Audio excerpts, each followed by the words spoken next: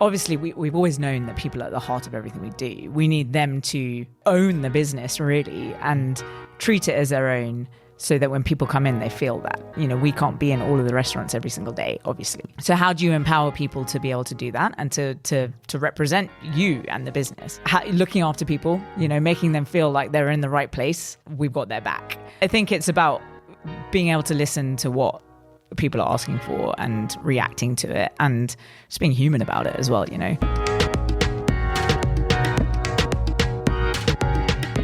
Today's guest is Sunaina Sethi, the co-founder and chief people officer of JKS Restaurants. You're not going to believe the restaurants in their portfolio. Gymkhana, Trishna, Bao, Hoppers, Lyle's, and so many more. Ambassadors Clubhouse has recently just opened too. They've got restaurants abroad as well, they've got their own products, and it all started from one restaurant and expanded from there. So you're going to learn that story right from the very start, of all that scrappiness right at the beginning, to now leading a company with thousands of people working for them and building out that empire that continues to grow. This is a really fun episode and I hope you enjoy it. I'm Amma from the Bay HQ, and this podcast is powered by HSBC Innovation Banking. So great to have you here today, and I'm a big fan of many of the restaurants. I actually didn't realise they're all part of one chain for quite a long time. So we're going to dive into that later. But when you were growing up, what did you want to be? Did you ever think one day this is what you'd be doing? No, to put it bluntly. It's a strange one. So I've got two older brothers. My parents moved over to London in the 70s. Grew up in I wouldn't say a traditional household, in that it wasn't a sort of this is what you must do, but just I think naturally by osmosis the feeling was that go into a profession such as the accounting, lawyer, banker type. And my eldest brother did follow that and became a banker, and I sort of always thought, okay, I should think about going into something similar too. I don't think there was ever really one clear thing growing up that I felt, okay, that's my calling. But as a kid, I was like, I really want to be a postwoman, because I love the Was that Postman Pat? Yeah, something like that. And I love the whole organization and, just being able to feel like you've achieved something, by great, done, ticked off. And then it was an astronaut for a while, which just something pretty cool about space. And then I suppose the first more realistic one I explored as a teacher, becoming a teacher. And I think a lot of it was just around,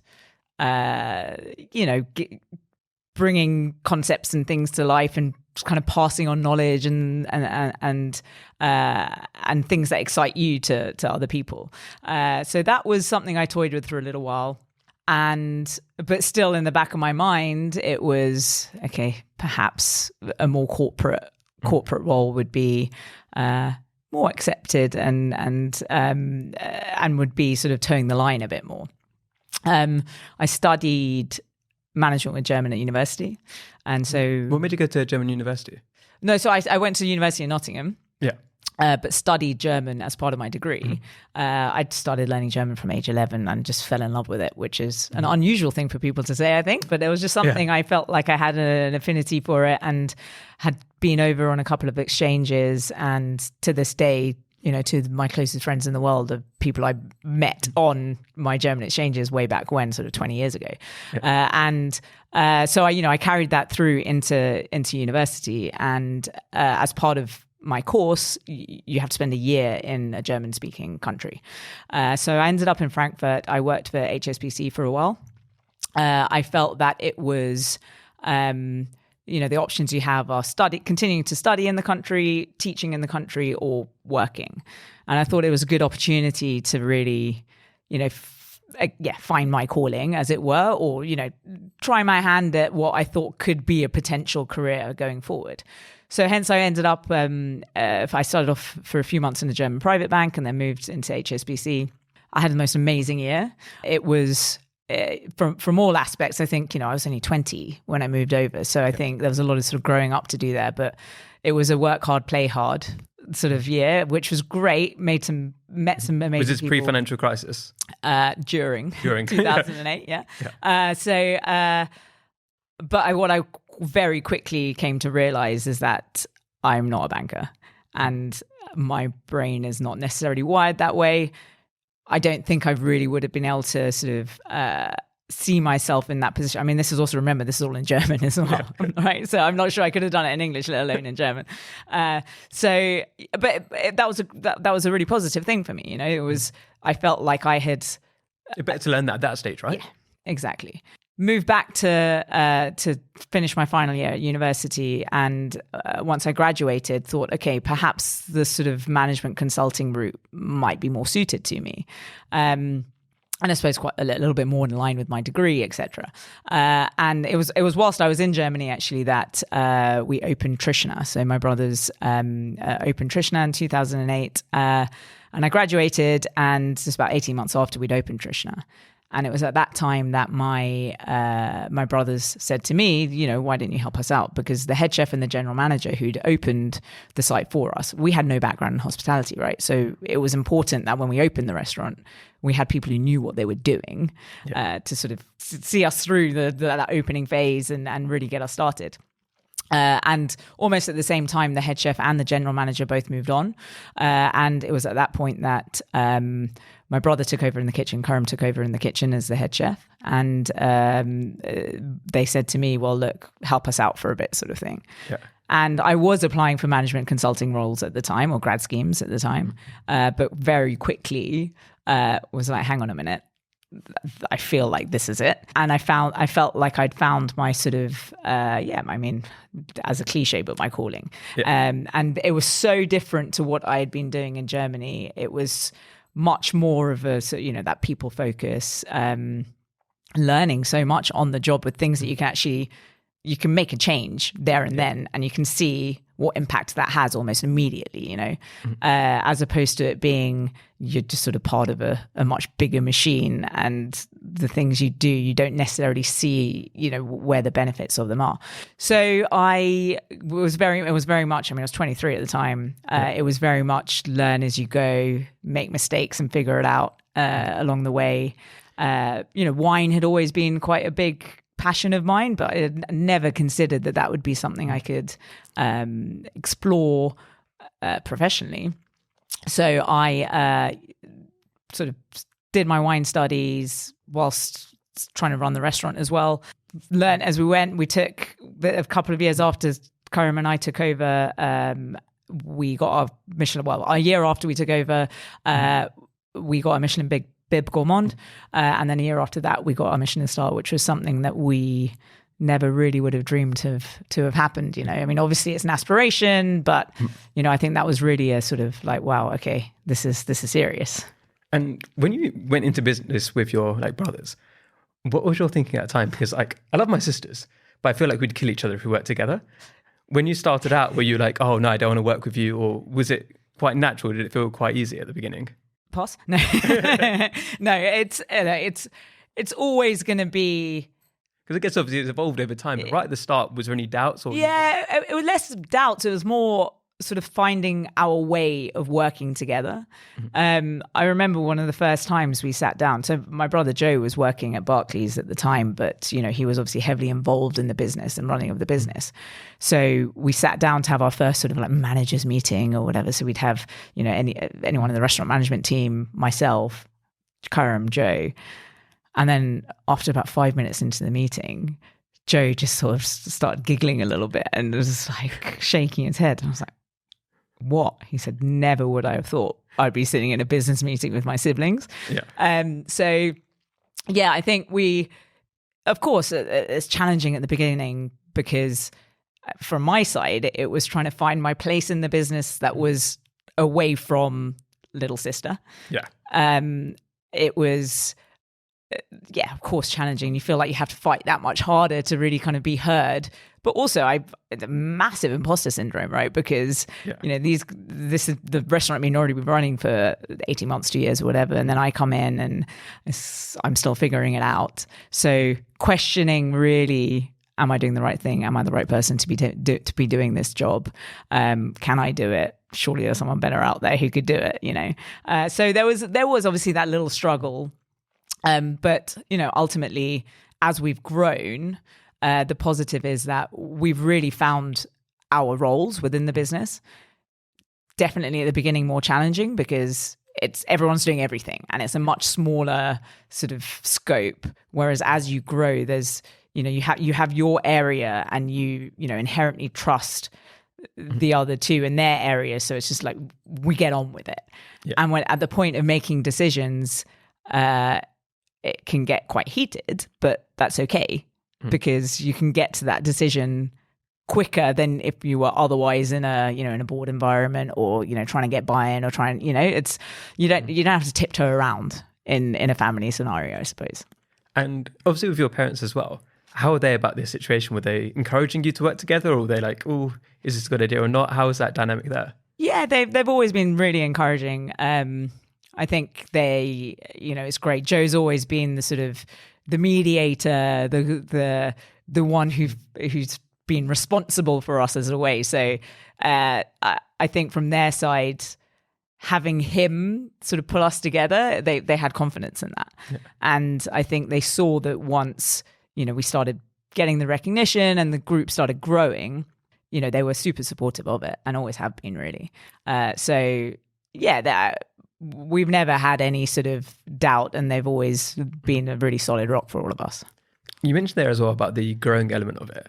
Was that always on the cards, or is it as the success came, then you okay, next one? Or did you have that vision right from the start? We always knew that it was going to be bigger than just one restaurant because we went into it thinking that there was an opportunity here, particularly with Indian food, to do a lot and to get away from that, that sort of the curry house trend that existed in the 80s. There was a lot already happening, in the late 90s, 2000s with, Michelin-starred Indian restaurants coming on the map. And so we definitely saw a big opportunity. I don't think we ever imagined that the growth would have been, or the group would have looked as it does now.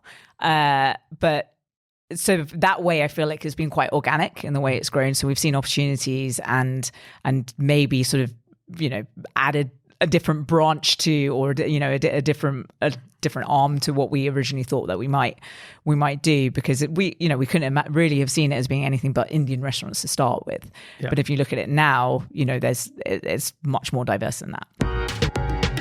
We hope you're enjoying the episode so far.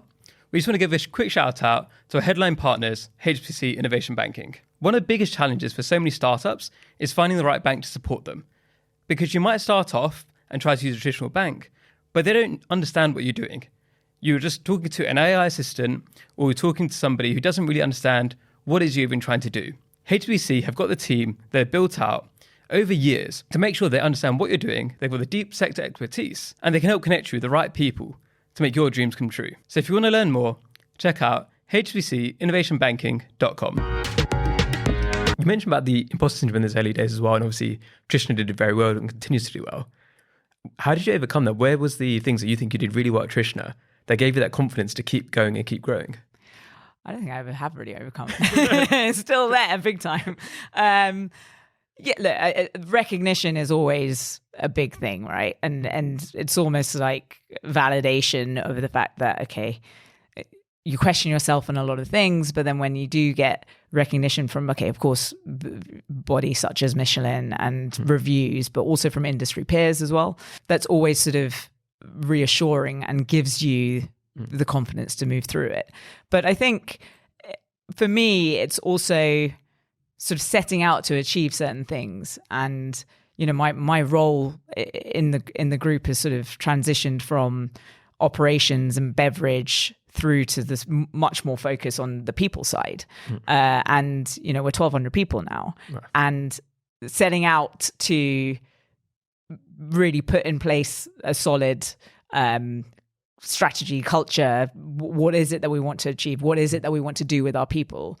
And then seeing that through, I think, is also a real sort of, confidence boost, really. So we haven't got to it yet, but obviously you've got such a diverse portfolio.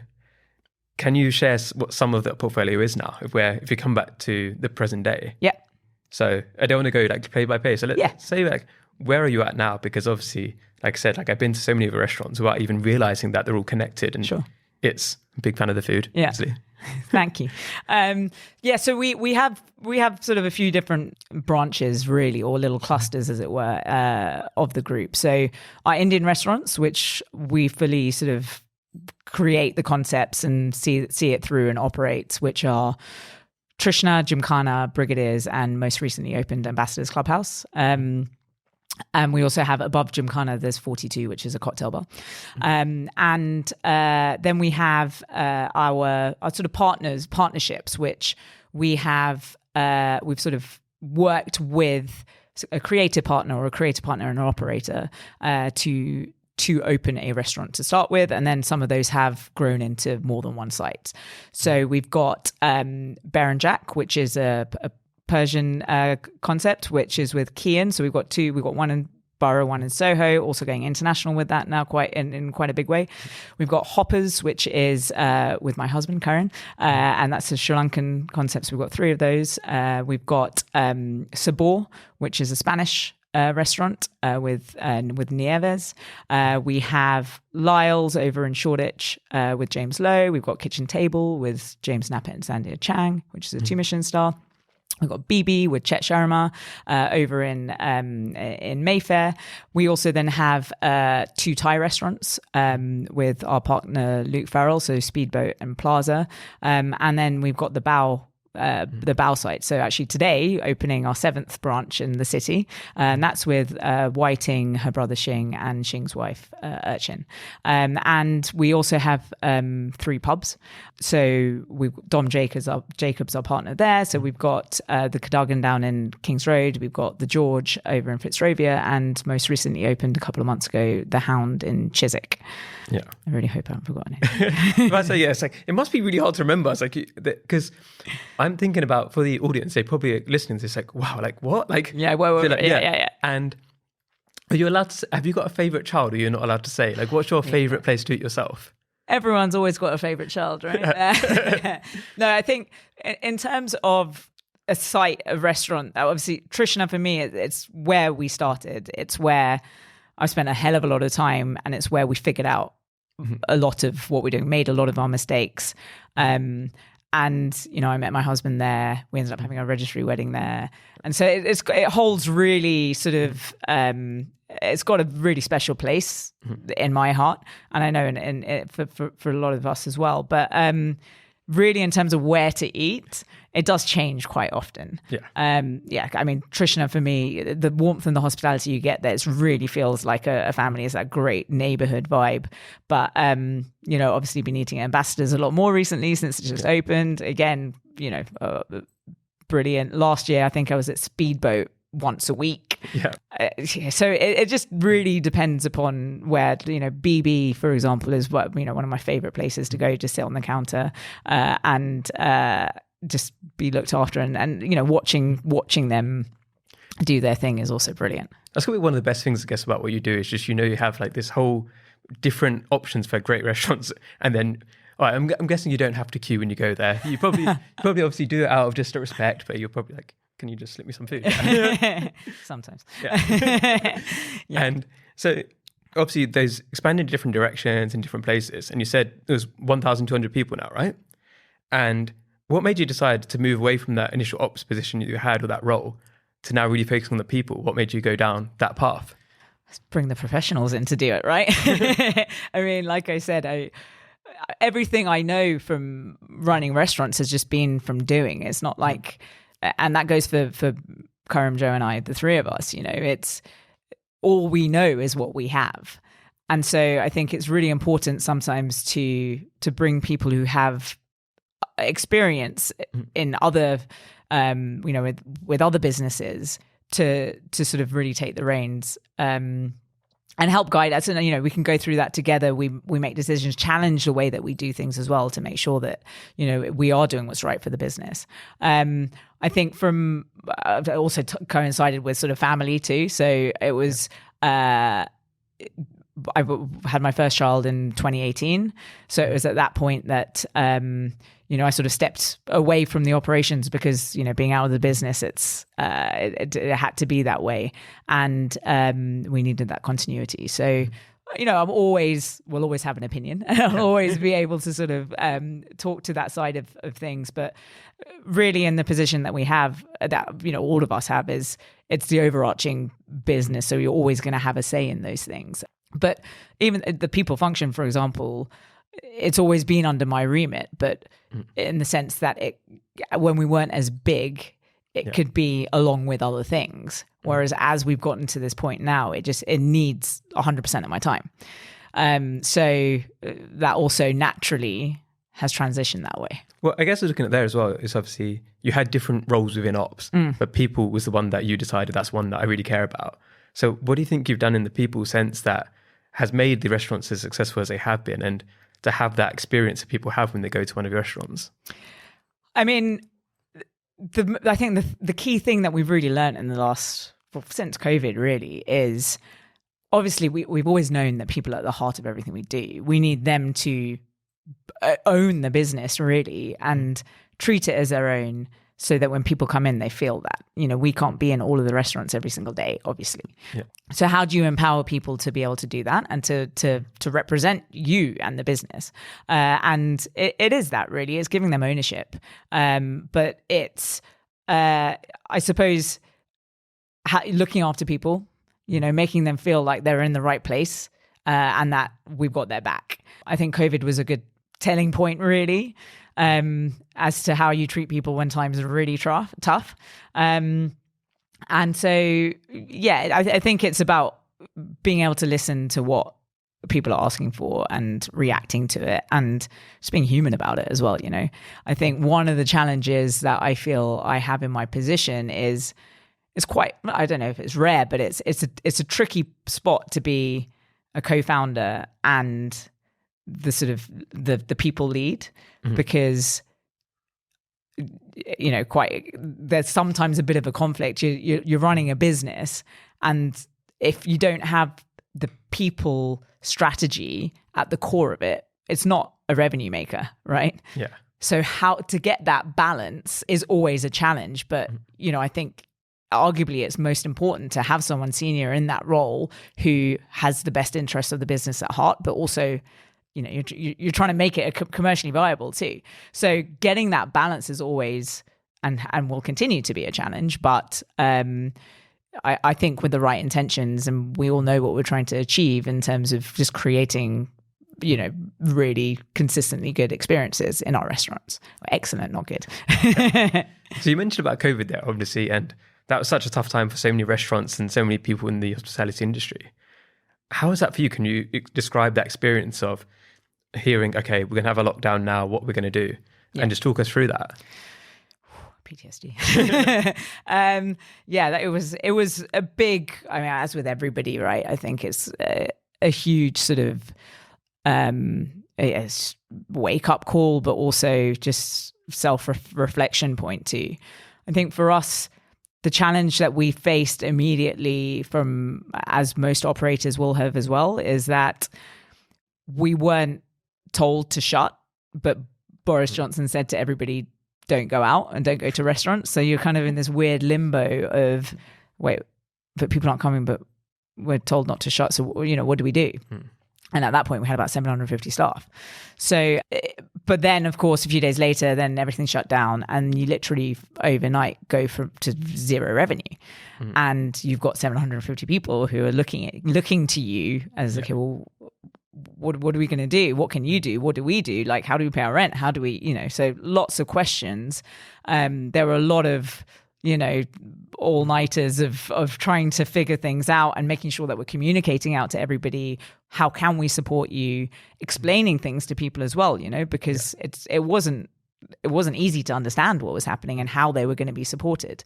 So there was a lot of time spent on making sure that we were communicating well, to the extent that on a number of occasions I was sending individual emails to all 750 employees, right? Oh, yeah. With specific examples of what, how they're looked after, what that means for their pay, what that means for, for anything specific to them. So I think that for us was obviously really important to make sure that people felt secure.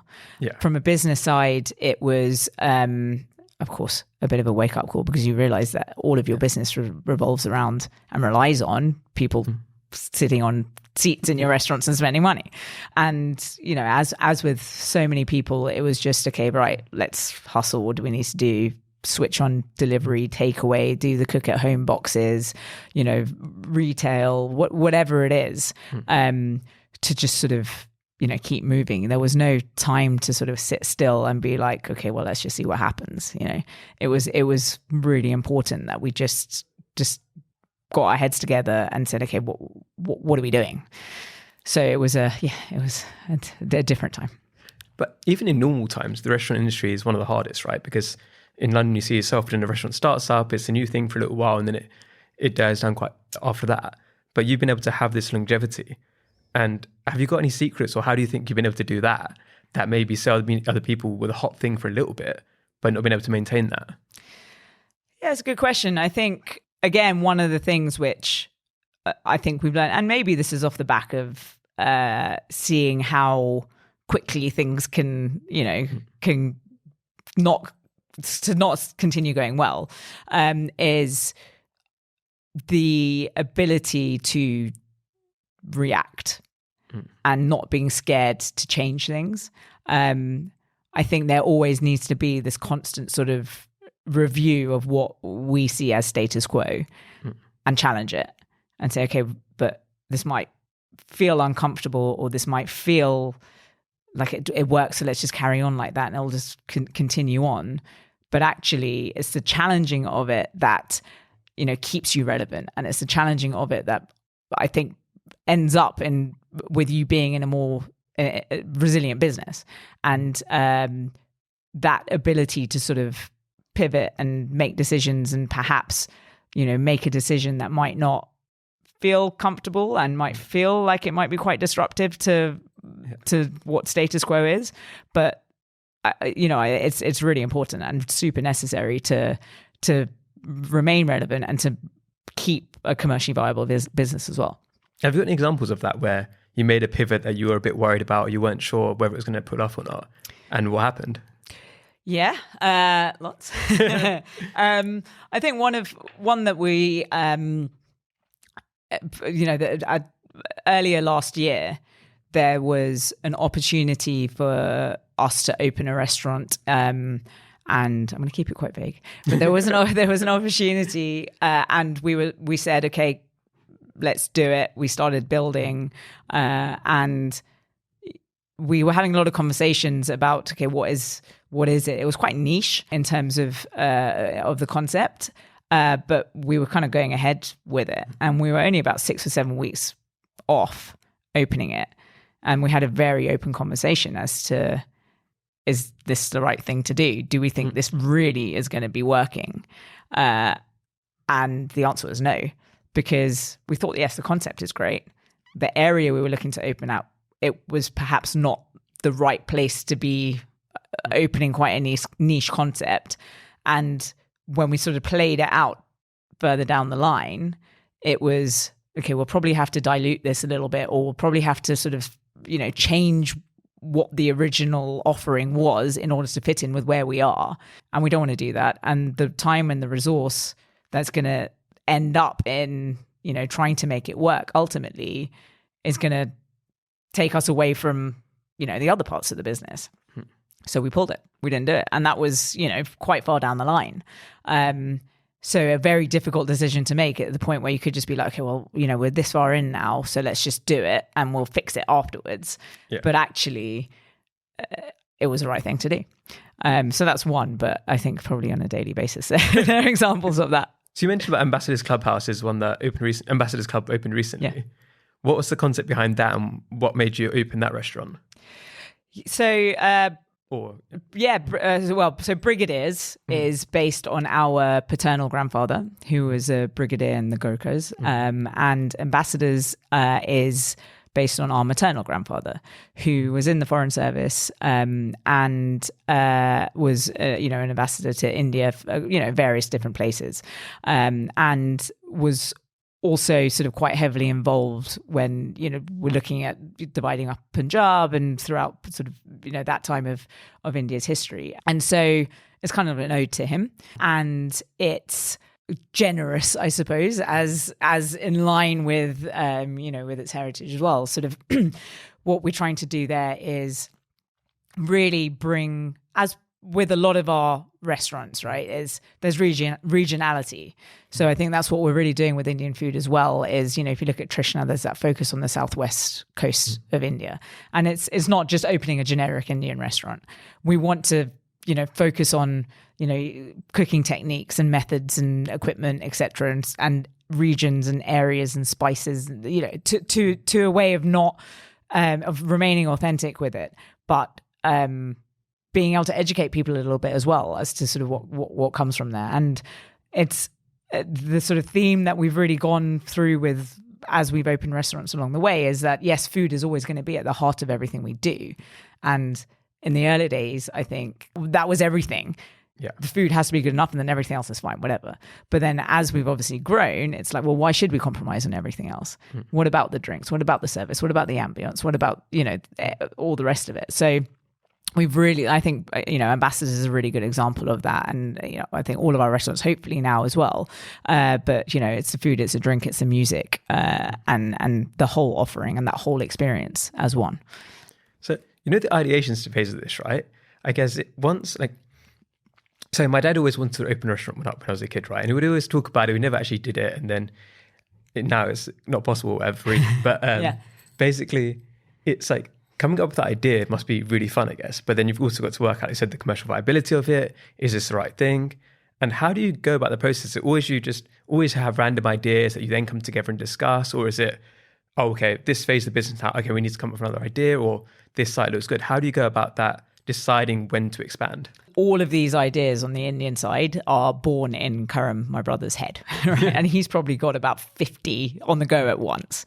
He's highly creative and is always thinking about, different things that we could do and concepts that we can create.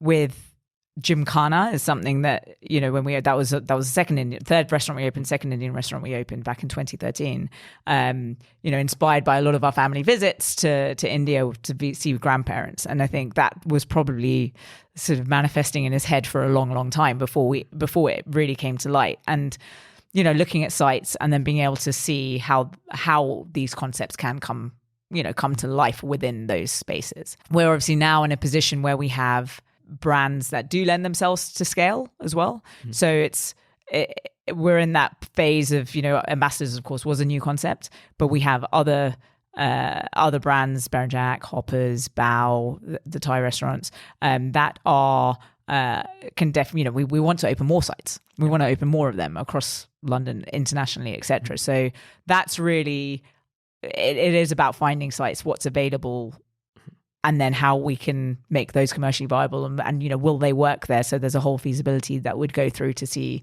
is it possible? But from the actual concept creation side, Karam is just like, his mind is completely overflowing with different concepts that he wants to create. And then I suppose it's all of our jobs around him to really bring it to life and execute it and make sure that it's, everything that it's meant to be can be delivered in a commercially viable way. And you mentioned about international expansion there as well.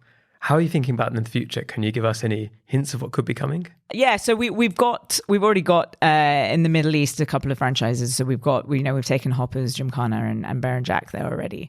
We are continuing to look there. We're also continuing to look in the States too.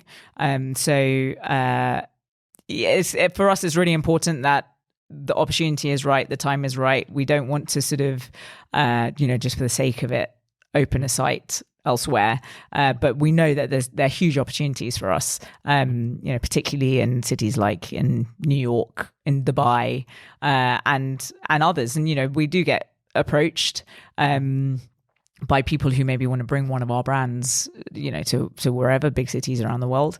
And it's having conversations, understanding it, and just making sure that it's right for the brands, and that we wouldn't be compromising on those brand values or the offerings.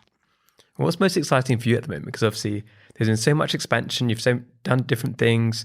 You're now in the more people aspect. What do you look forward to? What's the things that are most exciting for you? No one's asked me that for a while, actually. For me, I think we're at a really nice phase of, a lot of our brands are quite mature now in that, they've been operating for a while. I mean, Trishna's 16 years old, so it's lovely to see it sort of really continue to go from strength to strength. And so seeing stability in some of the brands is really great. And then you see what you can really do, around it. They're obviously going to be the brands that are in sort of growth mode, and how do we translate those into, other territories? How do we translate those into, other parts of London, etc., which I think that's really exciting too. So I think it's nice to have a mix of those that are sort of stable and, and comfortable versus, the ones that are really sort of taking off. I think there's so much that we can still do on the people side as well, in terms of how do we look after people, loads and loads of ideas as to how we can do things. Obviously this new sort of AI addition and tech and everything else, which is something I feel we've always been, kind of chasing our tails on a little bit, but hopefully to be able to get into a position where, we can really utilize a lot of this like new wave of tech that's coming through to just make us better, and to utilize it to just, kind of bolt us into the current tech generation, I guess. So it's been so great to hear your story. And like I said, I'm a big fan of the restaurants myself. We're going to have to go to quick fire questions now with the time. So first one is, who are 3 British Asians you think are doing incredible work and you'd love to shout them out? First one, but it's kind of a couple. Sanjeev Bhaskar and Meera Sayal. They've always been quite a big part of, I think, any British Indians growing up with, goodness gracious me, Commands at 42, etc., and have been fortunate enough also to sort of spend a bit of time throughout with them. I share a birthday with Sanjeev, which is great, and so we get a little message on the birthdays, which is nice, and I just think they're fantastic. And I think to see what they're doing, in that space, and it's really like the education that they bring to it as well, on all things from, culinary side to travel side to, all cultural side, I think is really special. And they're just lovely people too. And then I'll say, Raj Khaira.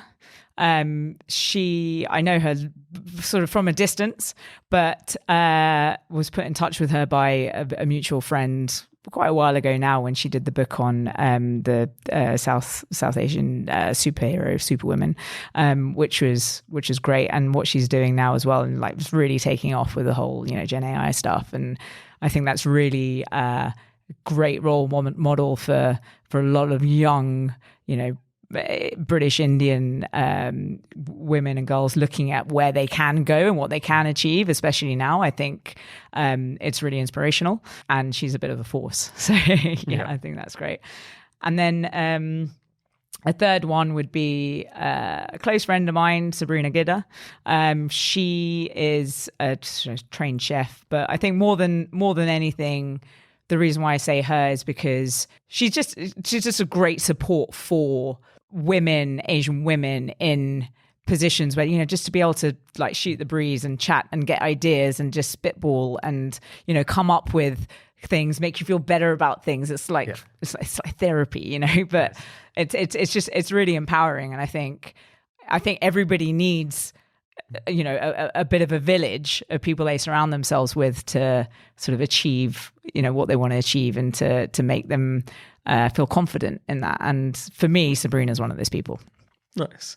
And then if people want to find out more about you and your restaurants, where should they go to? So we are JKS Restaurants. Instagram, JKS Restaurants, website, JKS Restaurants, LinkedIn, whatever it is. I am Sunaina Sethi. Similar, Sunaina Sethi Instagram handle. I'm not very good at it, sorry. But you can find me there. And is there anything that you need help with right now, or that JKS needs help with, that the audience could help with? I mean, we're not only within hospitality, but we love having conversations around other people in similar positions with, from a business point of view, from an entrepreneur's point of view. I think it's always hugely beneficial to have conversations and, share best practice, but also, for us, like I said, everything we know in hospitality is from what we've done, but to really be able to speak to people also outside of the industry, it's great to be able to challenge the way that we do things by speaking to those who have maybe gone through similar phases of growth, similar phases of their businesses and operating them. So thank you so much for coming on today. Any final words? Thank you so much. It's been an absolute pleasure. And looking forward to hearing more from everything you guys are doing as well. Thank you for watching. Don't forget to subscribe. See you next time.